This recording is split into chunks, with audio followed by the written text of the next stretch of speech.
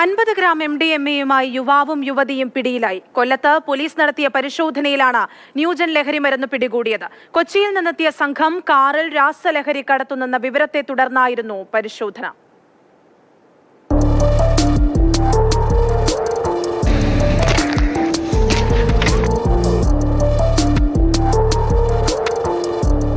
ഓണവിപണി ലക്ഷ്യമിട്ട് ജില്ലയിലേക്ക് മാരക രാസലഹരി വസ്തുക്കൾ കടത്തുന്നുവെന്ന് പോലീസിന് വിവരം ലഭിച്ചിരുന്നു.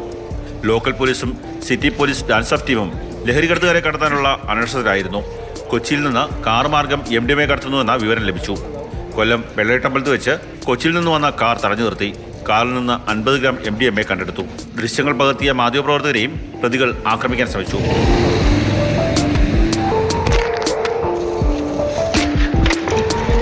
കൊല്ലം ഇരവുപുര സ്വദേശി റജി, എറണാകുളം വൈപ്പിൻ സ്വദേശിനി ആര്യ എന്നിവരാണ് പിടിയിലായത്. ഇവർ സഞ്ചരിച്ചിരുന്ന പുതിയ രജിസ്ട്രേഷനുള്ള കാറും പിടികൂടി. റജി നേരത്തെയും സമാന കേസുകളിൽ പിടിയിലായിട്ടുണ്ട്. പ്രതികൾ പതിവായി MDMA വിൽപ്പന നടത്തുന്നവരാണെന്ന് പോലീസ് പറഞ്ഞു.